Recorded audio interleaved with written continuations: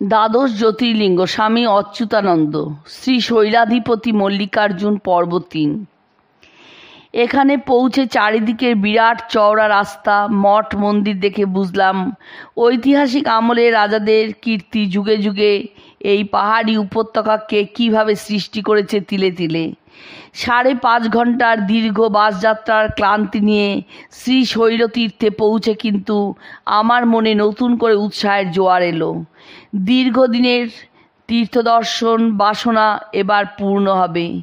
বহুবার শুনে এসেছি, কাশ্যাং তু মরণাৎ মুক্তি শরণাৎ অরুণাচলে দর্শনাদেব শ্রীশৈলে পুনর্জন্ম ন বিদ্যতে। কাশীতে মরলেই মুক্তি, অরুণাচল স্মরণে মুক্তি এবং শ্রীশৈল দর্শনে মুক্তি। আপাতত মুক্তির কথা ভুলে এ জন্মের দীর্ঘ সঞ্চিত বাসনা পূর্ণ হওয়ার আনন্দে আমি পথের ক্লান্তি ভুলে ধুলো পায়ে মন্দির দর্শনে রওনা হলাম। আমার সঙ্গী শুধু একবার ১ কাপ চা খাওয়ার অনুরোধ করে ব্যর্থ হয়ে আমাদের ঝোলা দুটি তার পরিচিত একটি দোকানে রেখে আমাকে পথ দেখিয়ে নিয়ে চললেন। বাস স্ট্যান্ড ছাড়িয়ে একটু যেতেই দুধারে বহু দোকানপাট, কিন্তু তার পিছনেই পাহাড়। আরও একটু এগিয়ে হাজির হলাম একটা বিরাট চওড়া রাস্তার মুখে।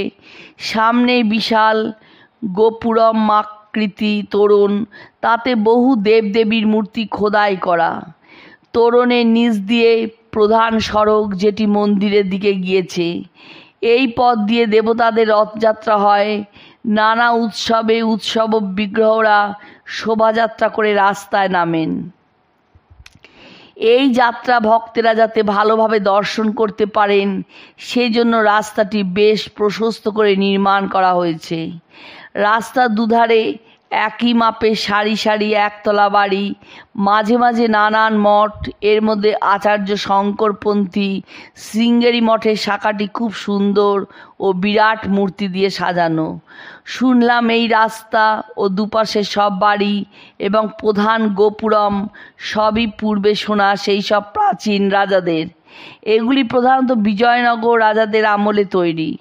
বেশ খানিকটা হেঁটে যাওয়ার পরে আবার একটা তোরণের সামনে এসে দাঁড়ালাম। এটি প্রায় দোতলার সমান উঁচু, নকশা করা কাঠের বিশাল দরজার দুপাশে পুলিশ ও মন্দিরের রক্ষীরা পাহারা দিচ্ছে। ভিড় সামলাবার জন্য কিছুক্ষণ বাদে বাদে লোক ছাড়ছে। এই তোরণে ঢোকার আগেই বাঁদিকে জুতো রাখার জায়গা। আমরা দরজা দিয়ে ভিতরে এসে কিছুটা সিঁড়ি ভেঙে মূল মন্দির চত্বরে হাজির হলাম। এই মন্দির ধূসর বর্ণের পাথরে তৈরি, 4টি ভাগে বিভক্ত। আমরা প্রথমে নন্দী মণ্ডপের বিশাল ধাতুময় নন্দীকে প্রণাম করে একটি মণ্ডপ পার হয়ে এলাম। শুনলাম এর নাম বীর শিরোমণ্ডপ। এখানে 4টি সারিতে 4টি করে পাথরে নকশা করা স্তম্ভের উপর মণ্ডপটি দাঁড়িয়ে আছে। একটি লিপিতে লেখা আছে, এটি 1378 খ্রিস্টাব্দের অনভেমা রেড্ডি নামে এক রাজা তৈরি করেন। এর মাঝে 4টি স্তম্ভের মাঝখানে বলিপীঠ দেখা যায়। লিপিতে আছে, সে সময় ও পরবর্তীকালে এখানে বহু কঙ্গবীর শৈব ভক্ত এসে স্বেচ্ছায় তাদের মাথা ও জিভ কেটে উৎসর্গ করতেন, যাতে দেহান্তে তারা শিব সারূপ্য লাভ করতে পারেন। এই মণ্ডপ পার হয়ে আমরা এলাম মুখমণ্ডপ বা নাটমণ্ডপে। এটি বেশ বড়। এখানেও 4 সারিতে 4টি করে পাথরের অলঙ্কৃত স্তম্ভের উপর মণ্ডপটি দাঁড়িয়ে আছে। এই মণ্ডপের 3 দিকে 3টি দ্বার আছে। এখানকার শিলালিপি থেকে জানা যায়, এই মণ্ডপটি বিজয়নগরের রাজা দ্বিতীয় হরিহর দেব 1405 খ্রিস্টাব্দে তৈরি করেন।